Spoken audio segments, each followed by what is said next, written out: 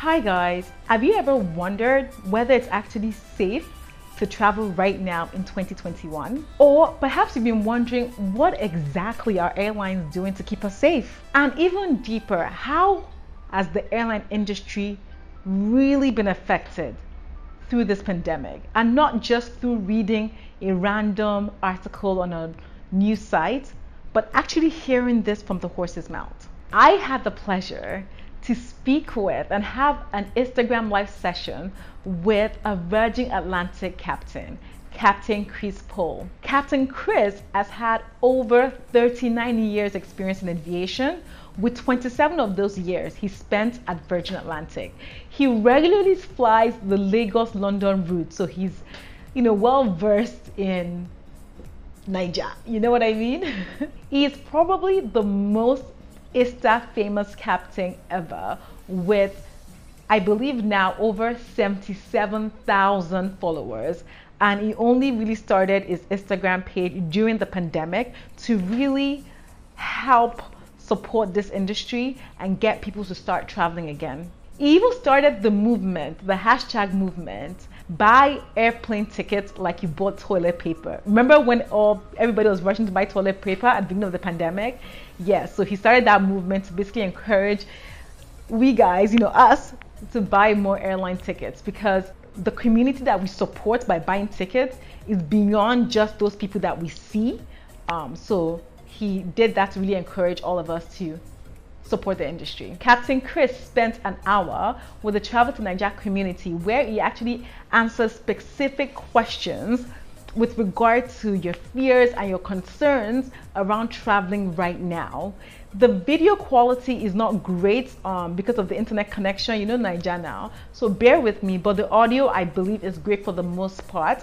I really hope you find this video insightful. I hope to do more content with thought leaders and industry personnel in the future. Don't forget to subscribe to my channel and give this video a huge thumbs up, and I will see you soon. Bye.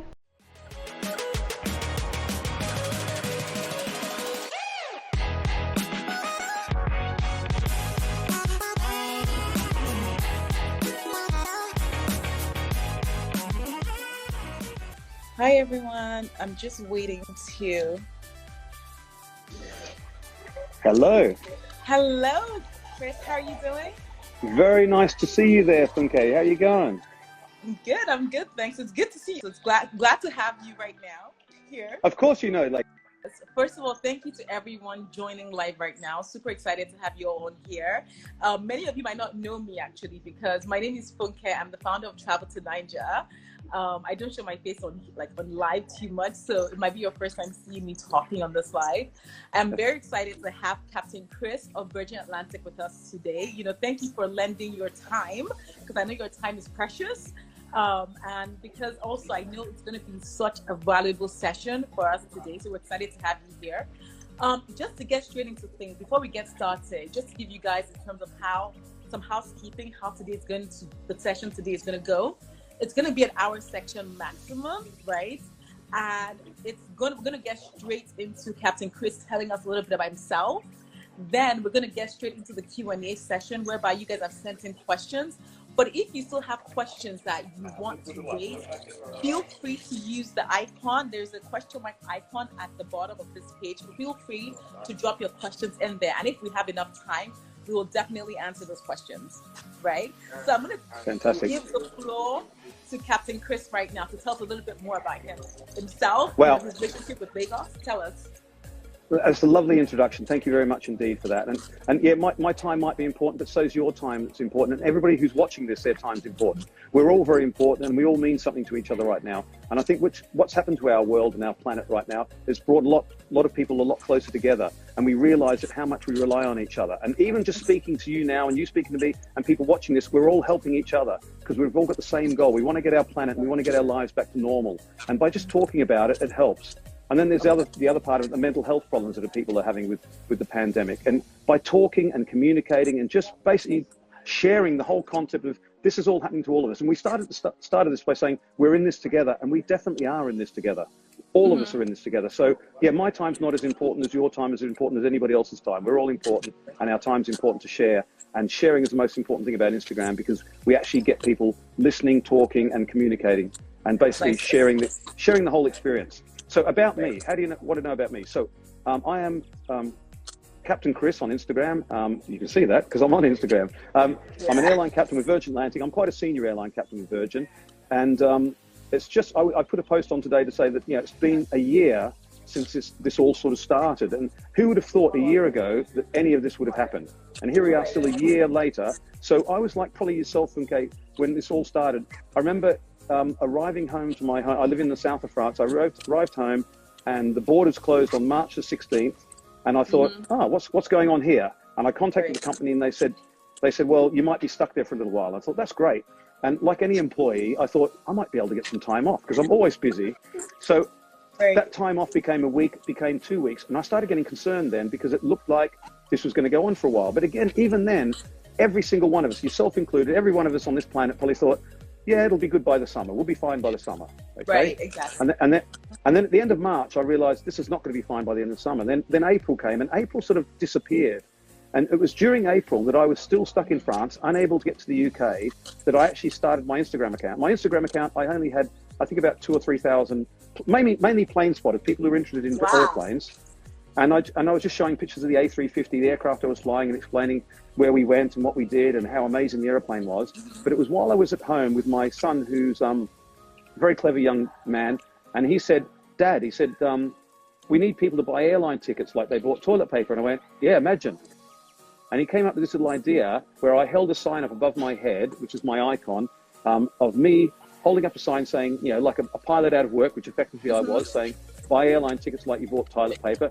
It's funny, he threw some toilet paper on the air while he took a short video, and then we took one snapshot from that, or one frame from that video, and that became a meme that went all around the world.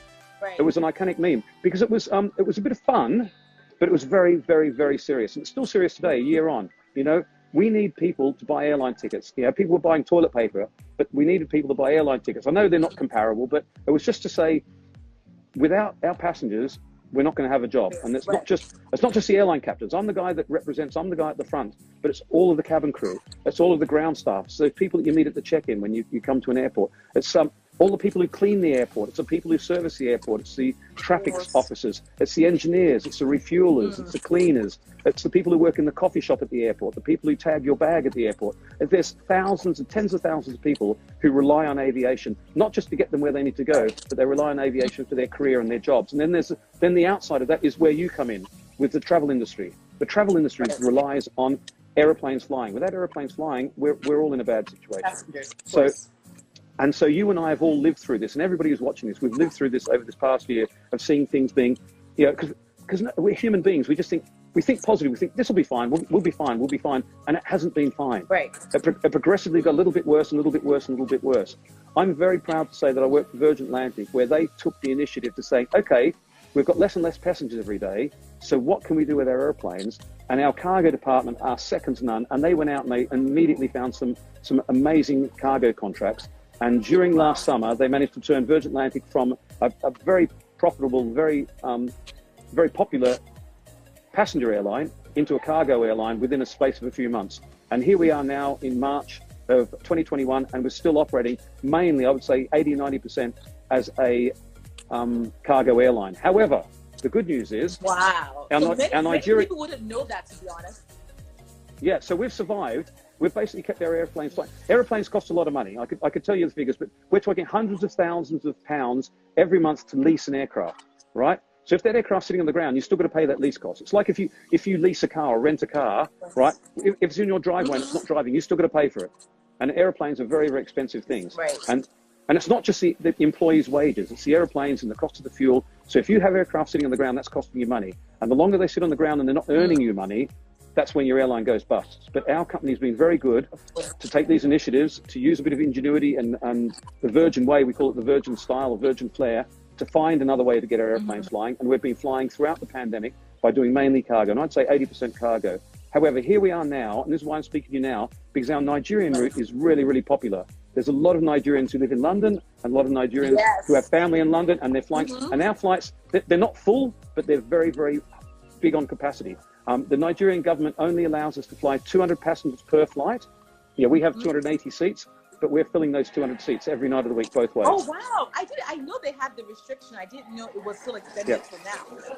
Yes, it's still extended now. And we're selling all those 200 seats, which is allowing social distancing as well, but also we're filling those airplanes full of cargo, whether it be Nigerian products going to London or London products coming down to Nigeria. So, this has been a really successful route for us, and that's why I'm speaking to you, because I want to say thank you to all the Nigerian people for keeping me employed. And by keeping me employed, it keeps all my crew employed, it keeps the airline employed, and it keeps people like you in the travel industry with something to sell now. The Nigerian route's one of our most popular. It always has been. No, I think one thing you've spoken to that I've loved is that sometimes we don't understand how, like, buying a flight ticket, what the impact that has on the industry. Like, who you're feeding, who's surviving. There's so many people behind the scenes. And so often everyone's thinking about, oh, pandemic has affected me, but like your actions affect a lot more people beyond that. So bringing that to light, that's something I wanted to have this session. I'm really happy that you shared that with us. The taxi driver that drives you to the airport, the person who scans your bag at the airport. I mean, there's so many people. You go to an airport and think the last time you went to an airport, how many people were at that airport? They're not pilots and flight attendants. They're the other people. And there's thousands of them to get you where you want to be, behind the scenes. So, it's all those people that rely on you and rely on me to get this industry going again. And the good news is that Nigeria, Pakistan and India are our three best routes at the moment. They're bouncing back very quickly. They're our best ones. That's good to hear. The American routes are difficult because there's all sorts of restrictions going to the US, and a lot of our routes are to the US. But once they lift, things will be changing very quickly. And I think the magic date that we were all looking at that Boris Johnson gave us was May the 17th. So British people can't travel until May the 17th. So even though a lot of those Nigerian people that are wanting to travel here, they might have British passports, they may not be able to travel, they will from May the 17th. That's the important date. That's the date. So it's good news. Well, thank you so much for sharing that. Yeah, that's good. That's positive. It sounds very positive, right? So that's something. Yes. So I guess we should get straight into the questions, right? And I feel you've already answered some of them, but I'm still going to ask you again, right? Okay. First things first, I said, how has the pandemic affected you and your colleagues? And you've said that, right? Some people have had to stay back in terms of out of a job or getting back. Is Virgin employing everyone back, or how is it going in terms of HR at Virgin right now? Really good question, and it's all about the people, and Virgin's all about the people, and that's what makes Virgin very different to any other airline. Is that we care about our people, we care about our staff, and it's a real family attitude within the airline. And it was really terrible last year because we had, I think, 4 different types of aircraft. We had our 787 fleet, we had the A350 fleet, which is our newest, the A330, A340 fleet, and our jumbo jets.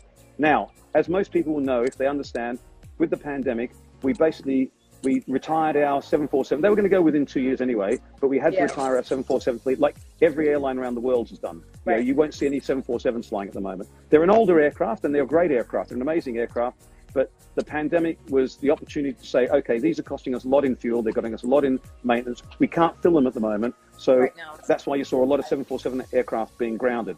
Also, our 340 aircraft were very similar. They were large 4-engine aircraft. We couldn't fill them, so they were grounded as well. And the impact of that is if you were a 747 pilot or an A340 pilot, you were qualified on those 2 aircraft, you were immediately grounded. All our pilots are grounded, right?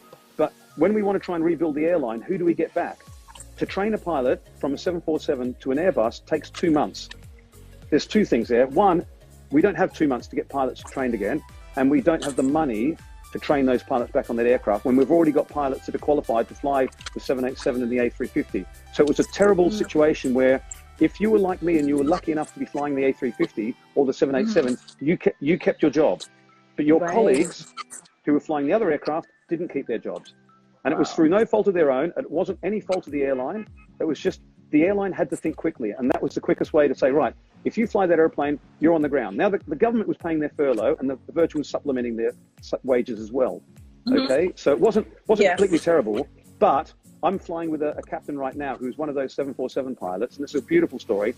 So he was one of those 747 pilots, and he was over 60, and when it happened to him and he was told he was grounded, he thought, okay, that's it for me. I'll never fly an airplane again. And he just assumed from about last March, April, that he was never going to fly again.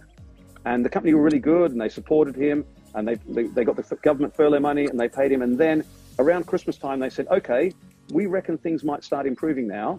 We're going to get you back again. And they put him on a 2-month course to retrain as an Airbus pilot. And I today did his first trip down to Lagos, and you've never seen a happier pilot in Virgin Atlantic, because he's now flying again. Oh, he wow. never thought he was going to fly last year, and he's now news. flying. And he's a vastly experienced airline captain, 747 captain. He's now flying the Airbus, and he couldn't be happier. He's actually just gone to bed now. He's so excited.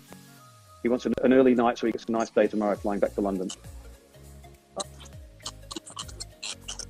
Oh, wow. Can you hear me okay? Sorry. That's actually such positive. Yes, I can hear you okay.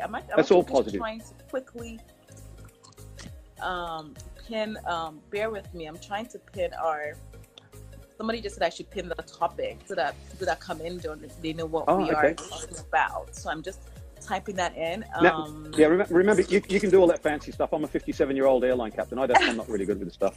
I don't know how I've become an internet sensation, by the way, but I've got 2 grown-up kids who help me with this. They've done a great job, and you're doing a great job too. You're doing a great job too. Okay, whilst I'm typing this, I'm going to go to the second question, and this question was asked. Certainly. Quite a number. Sorry, you're going to say something? No. Sorry. Go. This question was asked a lot, and you can understand why. And a lot of people said, how safe is it to really fly right now? What would you say to that? Okay. Really good question. How safe is it going to the supermarket? If you see what I mean? You feel a bit uncomfortable there because there's lots of people around, you don't know them, they're crowded. However, at an airport, think of it at an airport. When you go to an airport now, every single staff member that's at the airport has been COVID tested, right? All our ground staff, all our check-in staff, all those people, they've been tested. So you're not going to get COVID from them. To go to an airport, before you even get to the airport, you have to have a PCR test as well, before you even go to the airport. So you and every other passenger traveling now has been tested, and they have to have a negative result, right? Everybody's wearing a mask, everybody's social distancing. When you get on board the aircraft, there's an extra measure of cleanliness on our aircraft. We have special teams now. We've employed a lot of people to make sure our airplanes are even cleaner than before. They were spotless, but now they're even cleaner. So when you get on board an aircraft in Virgin Atlantic, it's not only being cleaned, they do the electrostatic cleaning, which is the fogging. You've heard of the fogging. They put all the gear on. They electrostatic clean the aircraft to get every single microbe of whatever might be on board that airplane clean and fresh for you to now fly on that airplane. If you're traveling in a family, you will be grouped as a family. If you're not traveling in a family and there's spare seats, you will be distanced between other passengers. So they won't use the center seat unless they have to, but they will try and space the passengers, which is one of the reasons why the Nigerian government said we only want 200 passengers on a 300-seat airplane so that we can have this happening. Right, but obviously, there's a lot of people that are traveling with families. There'll be a family of 4 or 5, so they will all travel in a group of 4 or 5 in their bubble, as we call it.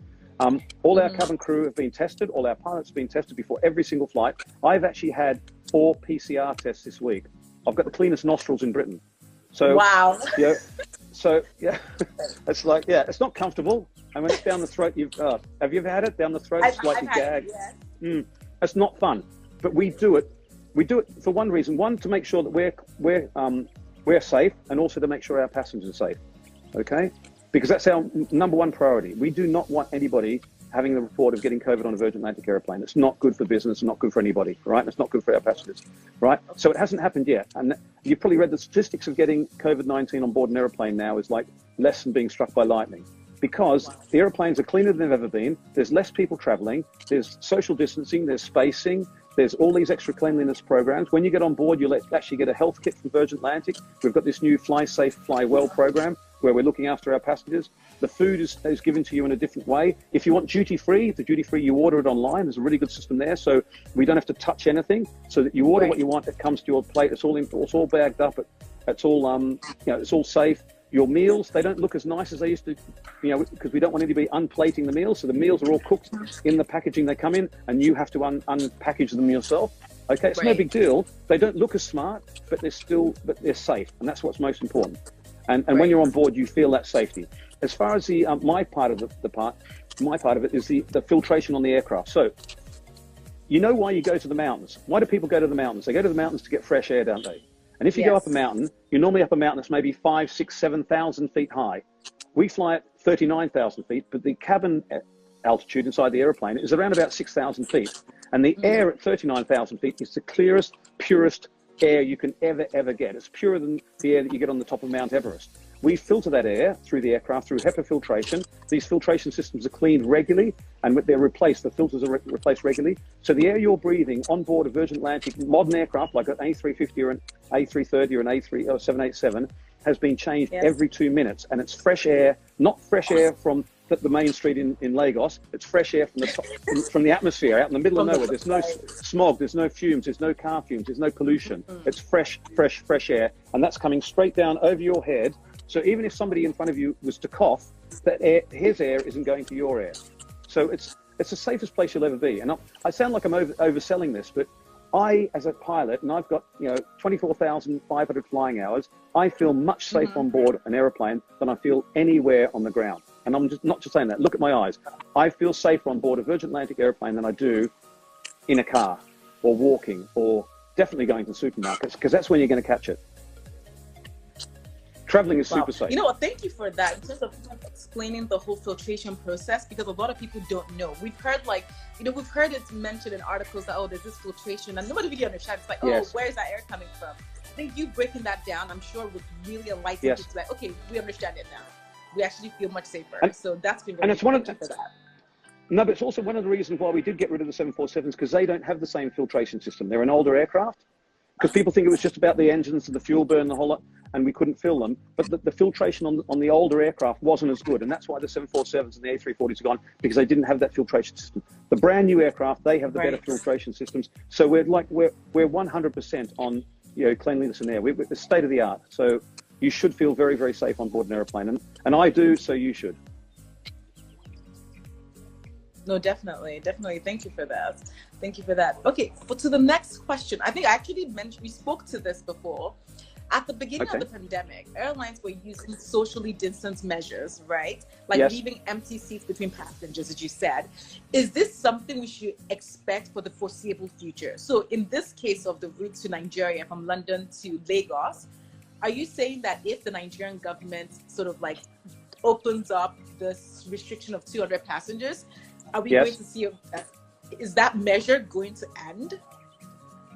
Okay, I'm an airline captain. I don't make policy, and it's up to governments and airlines to make the policy. But what I would say from my experience is at the moment, the 200 passengers thing is all to do with trying to create a bit of social distancing. We board people in seat rows. We disembark the airplane in seat rows. And like I said, if you're traveling in a group that's like you and somebody else, you two will be sitting together. If you're grouping of three, the three will sit together. 4 or 5 in a family, they will sit together. But anywhere else, because of the 200 passenger restriction, they will make sure that somebody will be on the window, somebody will be the aisle, and the other seat will be spare.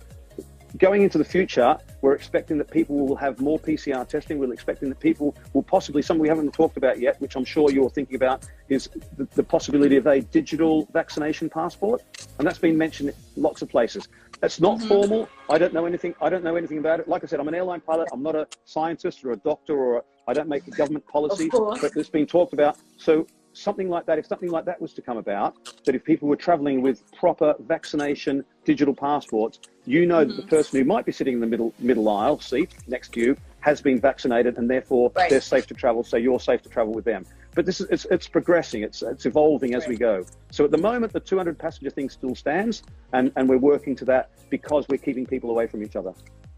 Okay, no, thank you. It's all about safety. It's not just about safety, it's about making people feel good about themselves, and because it's a worrying time, and you need the experts. I'm the expert with comes to the airplane, but with regard to science and everything else, you need to speak to doctors and scientists and the politicians that are making these rules.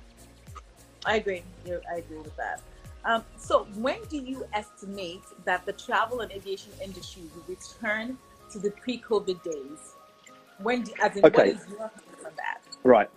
And again, this is like crystal ball stuff, isn't it? It's crystal ball. It is.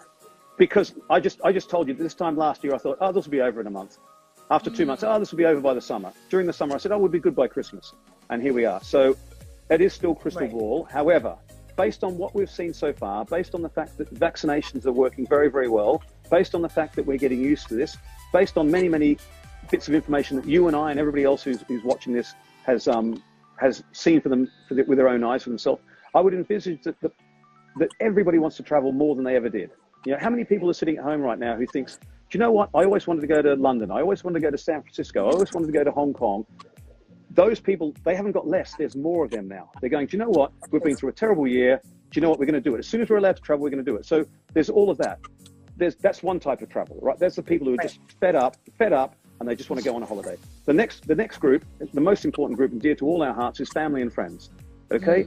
No matter where you live in the world, there'll be a family member that you know on the other side of the planet that you haven't seen because of this, and a family member who might be getting old, who might be getting sick, and you just want to go and see them. And those people are even more desperate to travel because they want to go and see those family members. Okay? So the friends and family is big. Business is the one that I think will suffer the most because a lot of businesses will probably learn how to deal with business without traveling. However, we've seen the biggest uptake on our ticket sales in the front of the cabin, in the upper class cabin, in the business class cabin. Yeah. So, and that's been really interesting. That's been 30% bigger than we've ever expected on our ticket sales. And it's for two reasons. One, the business people are saying, do you know what? We've spent no money this year. Let's go business class. And also a lot of the people who have been sitting at home, a lot of people, not everybody, but a lot of people, and a lot of your listeners won't be richer, but a lot of people are wealthier than they were last year because they've been sitting at home. They haven't been able to go out to restaurants. They haven't been able to go to a holiday. So they've been saving their money. So they're going to go, do you know what? Next time we go on a holiday, let's go in style. And there's a lot of people who have booked tickets to think, do you know what? We're going to go in style. We're going to sit up the front this time and drink champagne. So I think, going back to your question, when's it going to pick up? I think as soon as people realize that it's safe to travel, as soon as they realize they can travel, because there's a lot of uncertainty. Like there must be a load of people watching this going, so is he saying I can travel to London? I've heard I have to stay at a hotel, and what do I have to do here? After May the 17th, and you need to go on government websites, whether it be the Nigerian website or the UK website, you need to go on there. Don't go on other websites. Go on the government websites, and I'm sure that Travel Niger, you'll put some information on there for your people as well, right? And you'll educate people on what they can do. And once people have that proper information, then they'll make the decision to travel. And I think that's more important than anything. And that's why we're talking together now, is to get that information out to people, right? My information is to find the best information, find the accurate information, because people can travel. Like I said, our airplanes are, they're not full, but they're full to what we're allowed to travel. Right. And once people, I still haven't answered you. I would say that let's wait and see what the summer goes. If people are starting to travel during the summer, I reckon we'll be full by Christmas. And I really do predict that by this time next year, we'll be short of pilots. I can guarantee you that. Wow. We won't have enough pilots. We won't have enough airplanes because people will be back to normal. I would say a year from now, things will be busier than ever. No, I do. I agree with you in terms of you saying that there's going to be an uptick in terms of people that want to travel now. I think a lot of people, even in the past, that have postponed their dreams of traveling. I've seen that, tomorrow is not promised, right? Like anything can happen. We need to make that decision now. So I think a lot of people will. Let's just go. Yes, let's go. Definitely. So and our ticket sales have been huge. That's great. Sorry. That's great to hear. No, it's okay. Someone asked, can Virgin Atlantic start flying from Birmingham Airport too? Birmingham. Now, here's an interesting one. So, to try and save costs, right? To try and save costs, we had to shut down our Gatwick operation, and that was very, very hard, right? Because again, like I said, there's a lot of people who work on the ground at Gatwick, and they lost their jobs through that, right? A lot of not just Virgin employees, but people who work to support Virgin Atlantic. They've lost their jobs, and they've lost their jobs a year ago now. There was a lot of people in Manchester where the same thing has happened. However, the good news, we've reopened Manchester. We're doing flights to Pakistan out of Manchester. We're opening some more flights over the summer from Manchester. So the Manchester base is starting to grow again. And it's growing to a point where it was probably going to be bigger than it was this time last year during the next few months. Gatwick, I don't know how Gatwick's coming, but don't rule out Birmingham. Don't rule out anything. We've proven in Virgin Atlantic that we can adapt. We're very agile. We aren't a massive, big major airline like our competition. We're a small enough airline that we can say, okay, Birmingham sounds good. How can we make Birmingham work? So if somebody approaches Virgin and says, look, I can find so many 100 or 1,000 passengers from Birmingham to Lagos every day, or Abuja or something like that, you might find there's a business startup there. So do not rule out anything. So if the right people speak to the right people, that can happen. We're looking at so many different destinations like now, and I've heard lots of different destinations, and obviously they're company confidential things, but there's lots of different destinations Virgin are looking at, and they will happen, and it just depends on when we can travel and where we can travel to. But we're very agile at Virgin. Well, that's great to hear. Definitely great to hear. I'm sure people are openly waiting to see, but I understand there has to be a business case, right, for them to do it. So that makes sense. Absolutely. Right. Yes. The next question, how often are Virgin Atlantic cancellations, your flight cancellations to Lagos in this COVID recovery era? So I mean, in terms of, are you, as in typically, how many flights are you bringing in per week? Has there been changes in that? Have you increased? What's happening with those numbers? I think we're still doing daily flights. I know there were flights that were cancelled because there was some uncertainty about rules and regulations within Nigeria and rules and regulations within Britain.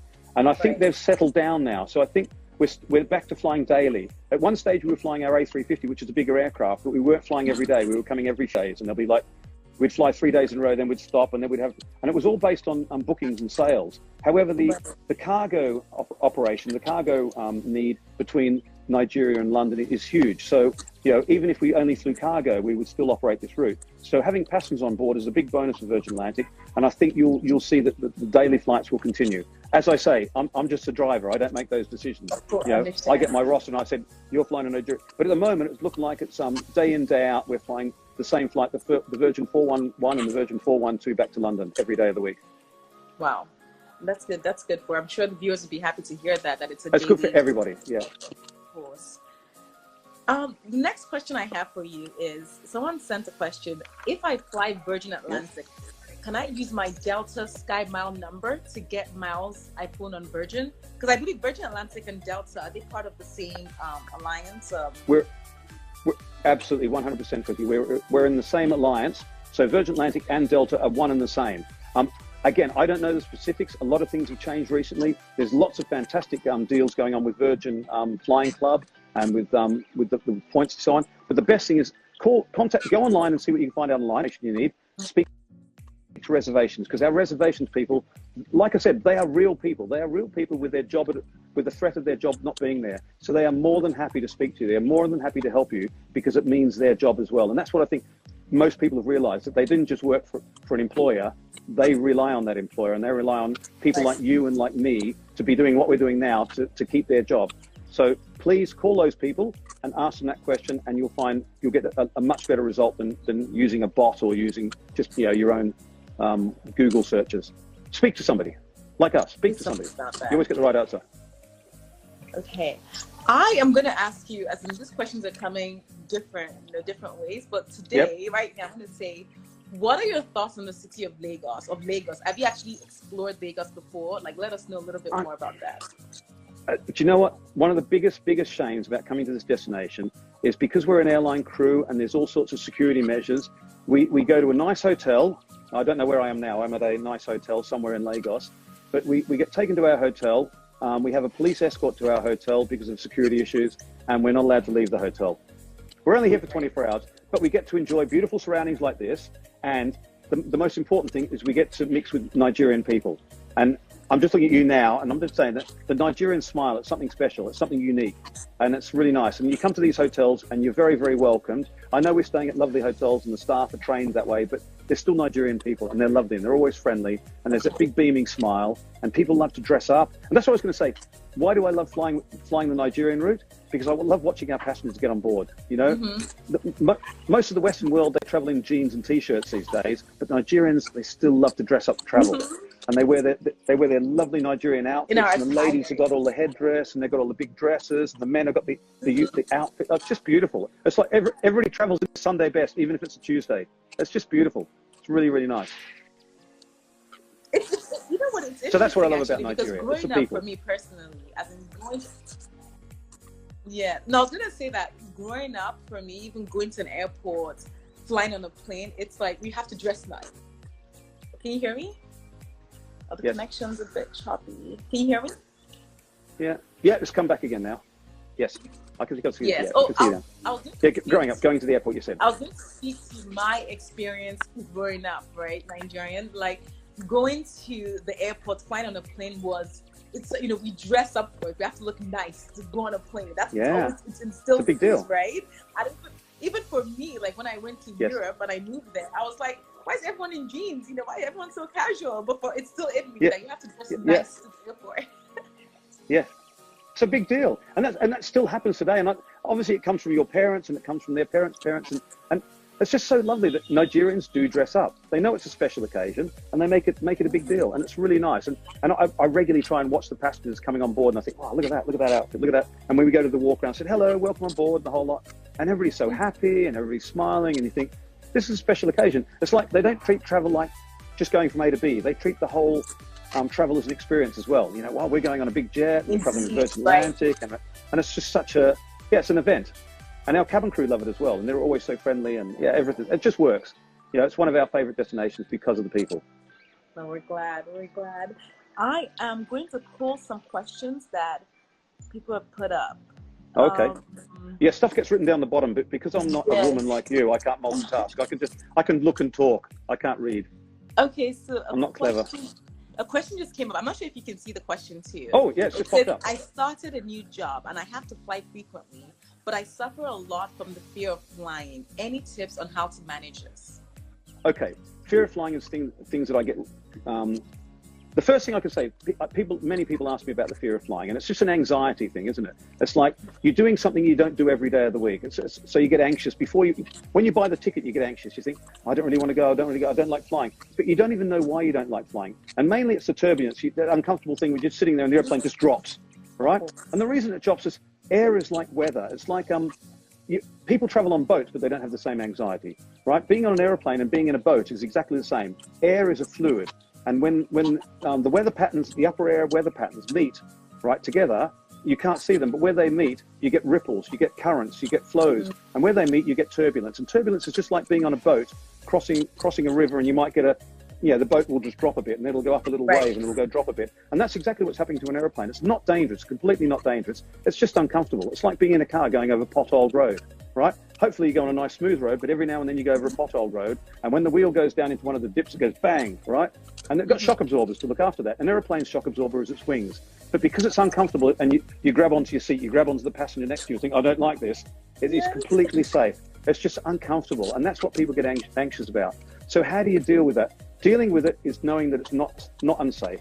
It's completely fine. Airplanes they're a lot stronger than your cars. They're a lot stronger than buses. They're a lot stronger than anything you've ever traveled on, and they're designed to deal with that. And the bigger the airplane, the better. So if you fly in a brand new big A380 or an A330, you're in a big aircraft. So just like if you're in a canoe going on a stream, the canoe's going to go up and down. If you're on a big canal boat, you don't even feel it. And that's what it's like. You travel on a big long haul aircraft, you don't feel the bumps so much. And they don't happen that often. Last night we had a couple of bumps coming down, but it's quite rare. And when it does happen, like I said, it's just anxiety. So how do you deal with it? Have a glass of champagne. Just chill. And realize that, please. Yeah, I don't want to recommend people over drinking on board, but have a glass. I agree. Glass of champagne and go, Captain Chris said it's completely safe. It's completely safe. Yes. Okay, let me see other questions that are coming up. I'm not sure I understand this question. Please ask him, why do some people, as if they're losing oxygen when flying sometimes? I'm not sure if... I think that, I think what they're getting at, some people say, I can't breathe. Well, okay. Because we get that on board. And it's, again, that goes back to the fear of flying. It's just anxiety. People get on board an airplane and they hyperventilate. If they get a bit of turbulence, they start hyperventilating. I can't breathe. And what they don't realize is when you're on board an airplane, the altitude inside the cabin is 6,000 feet, which is not very high. If you were to go to Johannesburg's 5,500 feet. Right? Mm-hmm. If you go to Nairobi or somewhere like that, Nairobi, Johannesburg, African countries, African cities, the air inside the cabin is about that altitude, but it's a lot safer because there's no pollution. I told you, it's completely filtered. It's completely fresh air. Mm-hmm. It's the freshest air on the planet. But I think people say they need oxygen because they're hyperventilating. It's just it's an anxiety. And it's completely, I shouldn't say irrational, but it's rational to that person that's hyperventilating because they just don't understand why they're nervous. And it's just nerves, right? But there's plenty of oxygen. You won't run out of oxygen. And if there was a situation, as the cabin crew briefed you, that in the event of a depressurization, grab this mask and put it over your nose and mouth and all that sort of thing. If that was the situation, we'd be down before it would even bother you anyway. So, we're trained to get the aircraft down to an altitude where you can breathe safely. So, again, I think there's probably a bit of anxiety in that as well. They watch that demonstration and think, this could happen, right? It's not going to happen. But, if it does happen, you'll be completely fine as well. So yeah, it's just anxiety. Okay, that's great to know. Just to reiterate, if you have questions, please don't put them in the comments. Use the icon, the question icon at the bottom right of the screen to drop in your questions in there. Yes. So the next question, which is your favorite place you have visited in your life? So tell us the best location that you visited. Okay. Before. Obviously, Lagos is one of them.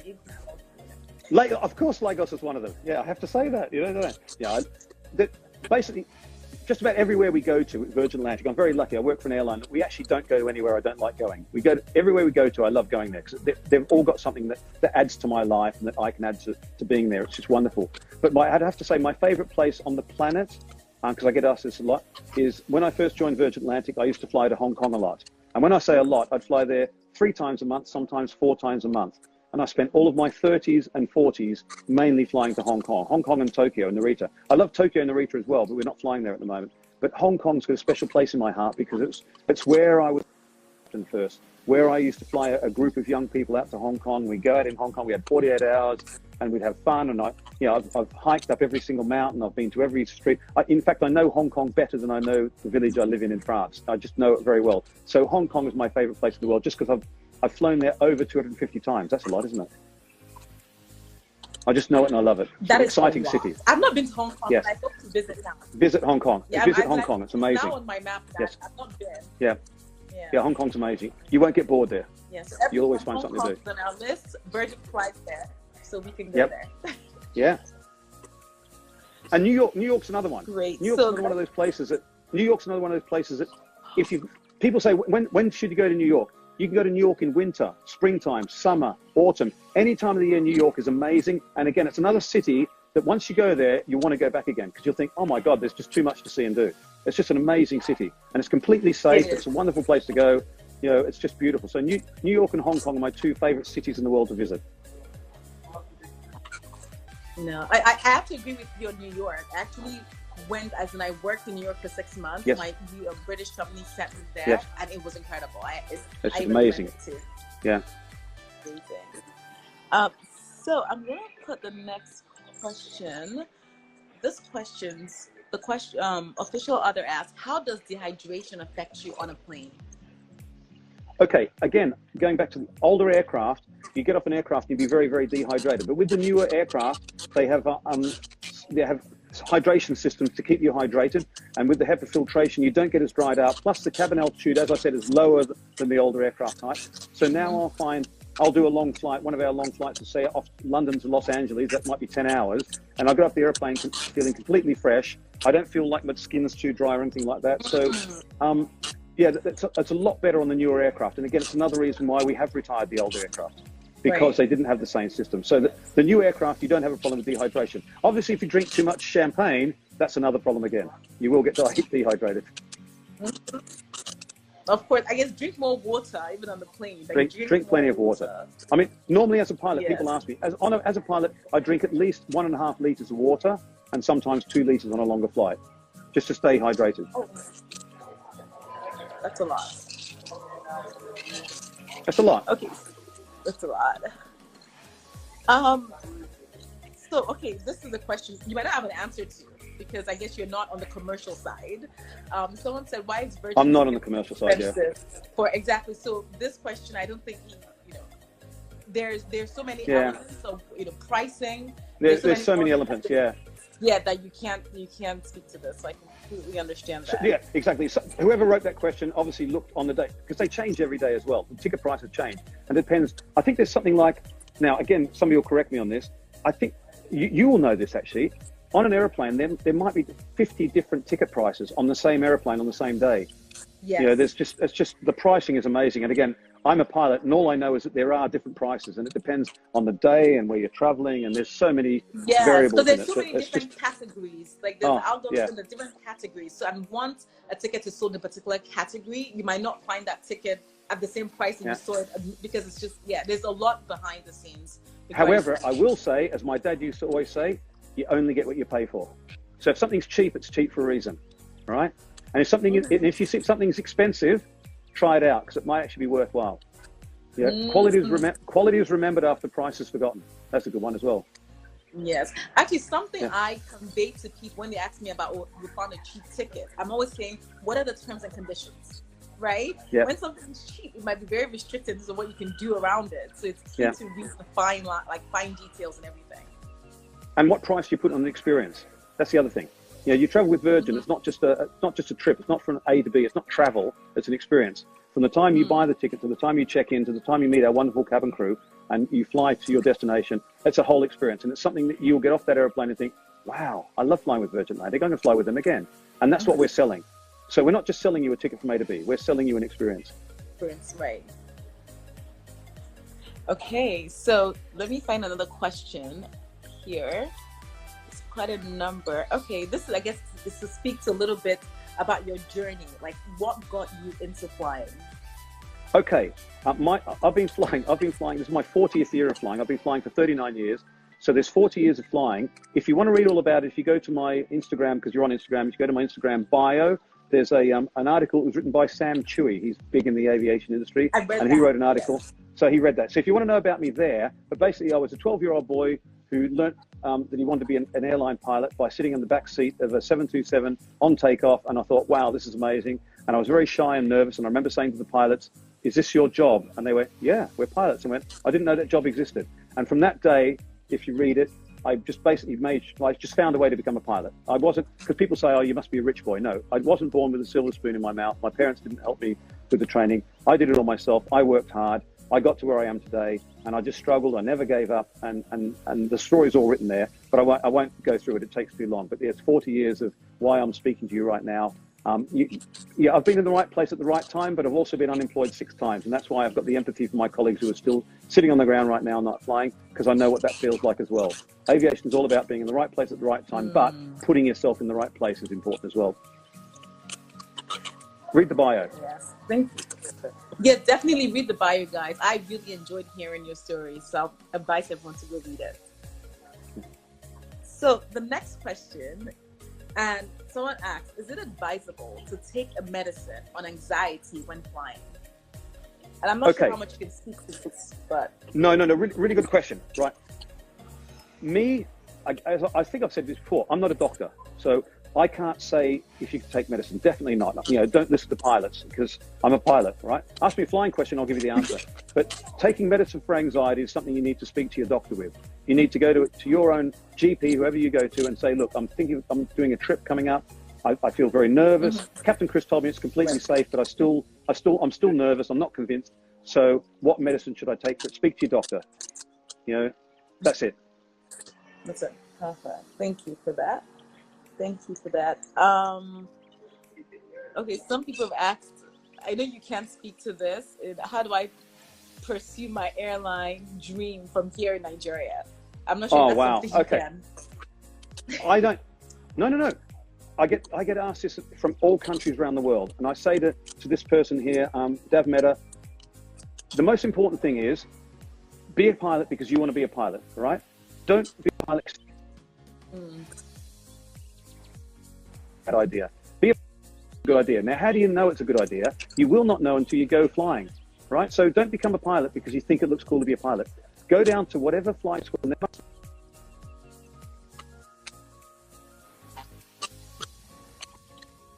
That's what started me. Yes. Introductory flying for half an hour with a flying instructor. And just fly, they'll let you fly the airplane and you'll see if you like it. You might hate it and you might think, oh my God, this is the most fantastic thing I've ever done in my life. And so then the next stage is then book another flying lesson and by the time you get to the 3rd flying lesson, the person that's teaching you has obviously been through the same process themselves because they're a flying instructor. So that's the person you need to ask. Don't ask a 40-year airline captain, because I did my flying back in 1981. And some of it's changed, but a lot of it hasn't, but a lot of it's changed. So ask the person that's doing that introductory flying, how did they get into it? And that's where you need to start. And wherever you are in the world, do that. Go for a flying lesson and ask the person that's doing the flying with you, how did you get into it? Exactly. No, I agree. Definitely. Let's see. Oh gosh. So many questions here. Many people have the answer. Thanks. got into flying. Please reach out. Oh, Instagram Yeah, bio. read the bio, because it's like, yeah, your time's important, like you said, and yeah, there's a joke we have in aviation. You say, how do you know when there's a pilot at your party? He'll tell you. Yeah, and I don't want to be that guy talking about myself. Oh, Pilots are really good at talking about themselves. I want to help you. Of course. Okay, so someone mentioned here, you have had the pleasure of flying many different kinds of aircraft. Do you think it's easier or more enjoyable to fly the Airbus or the Boeing? Okay, it's a good question, but it's a bad question, right? It's a really good question, because I've been one of the luckiest guys in aviation, because I've only ever flown one type of aircraft, so it makes it easy for my life.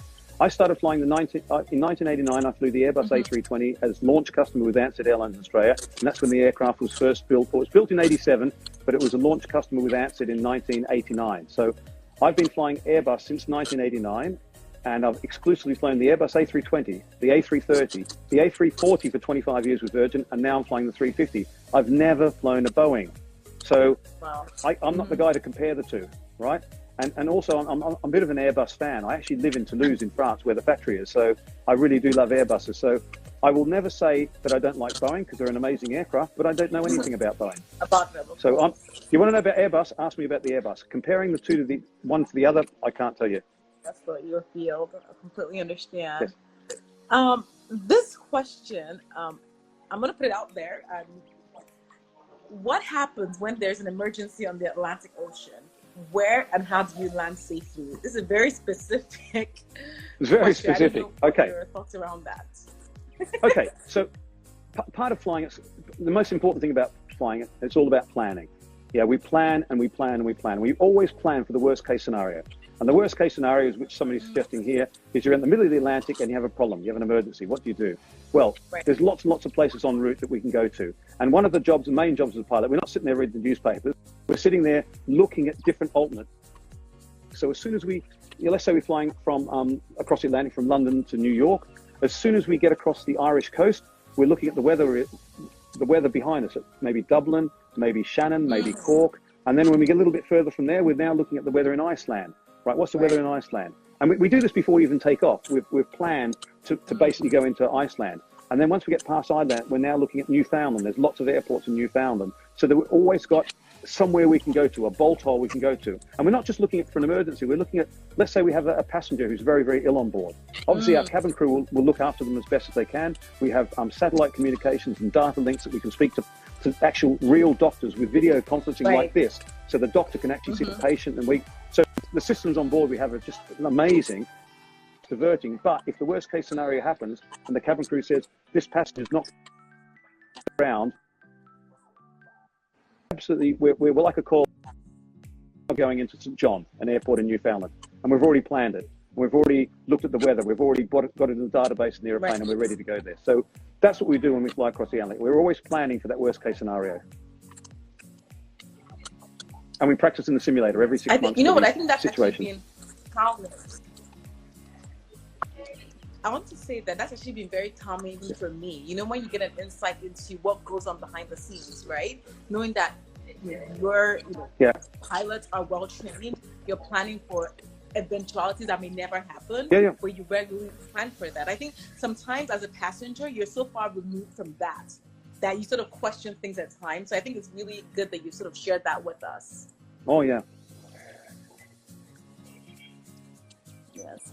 And people have seen things like Flight Radar 24, where you can see the airplanes going across the Atlantic. No, it's okay. People watching this have probably seen Flight Radar 24, where you can see airplanes flying across the Atlantic and so on. Well, our company has a much more sophisticated version of that, where they know exactly where we are, the exact altitude, our exact speed, and they're doing the same thing. So if we were to call them and say we have a sick passenger on board, they're already contacting Iceland Airport or one of the airports in Newfoundland, and they're saying, right, is there a doctor available? Is there, facilities for the airplane to land? Can we get...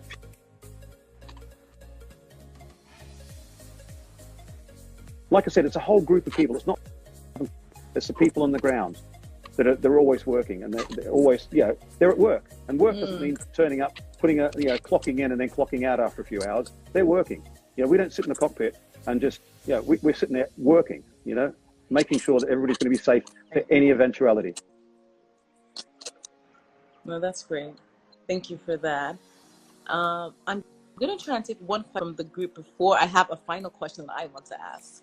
Yes. Let me see. I've got a nice cold Star beer waiting for me. Wait, oh, lovely. Let me try and see. Just one. Okay, I actually don't know much about this. I just picked it randomly. The person asked, tell us about your transatlantic twin engine record. Okay, last February, I was flying from New York to London, and the record from New York to London, it's like one of these things. The record from New York to London was previously 5 hours and 23 minutes, and that was by a 787 from Norwegian Airlines, which unfortunately isn't operating at the moment on that route. So that was the world record, 5 hours, 23 minutes across the Atlantic. I was in New York and I looked at the weather forecast. Like I said, we plan everything. And even in my hotel room, I thought, wow, this is going to be a quick flight tonight.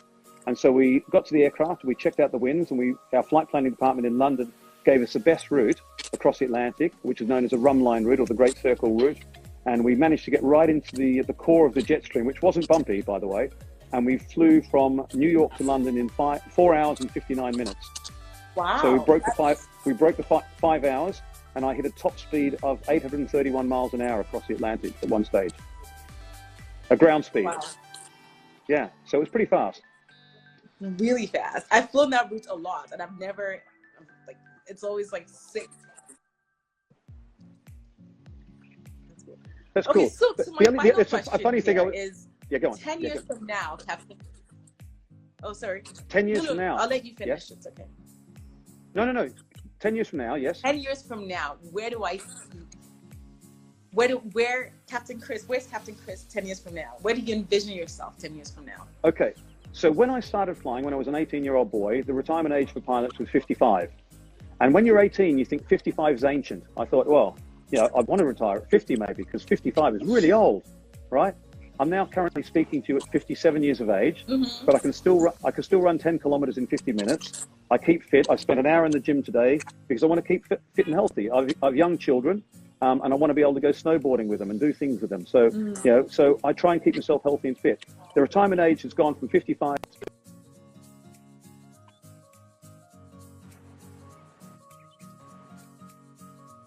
I'm not going to go. I am. By the time I get to my 65th birthday, that they'll bump it up to 70 and then 75, and then they'll just make it as long as you're fit and healthy, you can keep flying an airplane. And as long as I've got the right spirit of mind, and I think it's not just the ability, but the positivity to keep doing the job, I'll be still flying airliners. And if they make me stop, I'll be training people to fly airliners because I've still got that experience to be able to give to other young pilots. Old and he's still good. Amazing. I definitely aviation is in your blood, right? Yes, absolutely. Well, my dad's a builder, but it's in my blood.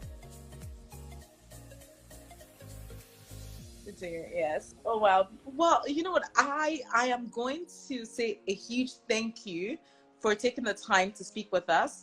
The whole team, everyone here on Instagram Live. We feel really privileged that you're sharing your experience. I feel privileged. And I think that's why I love Instagram. That's why I love. Thank you. That's why I love Instagram. Allowing people to Instagram. Their ideas, Look at what we're doing. It's amazing. Yes. It's just amazing. I just love it so much. Two people who don't know each other using this platform to educate the world, to help the world, to basically, as I said, we're all in this together. It's been a horrible year, but we can smile and we can look forward to the future, and we can work together and get the best information to get ourselves out flying again and go on holidays and enjoy our lives. Indeed. I agree. Well, thank you so much. I hope to keep connected with you, and hopefully in the future we can have more collaborations to really help and sort of like give people more information to encourage them to fly more. Absolutely.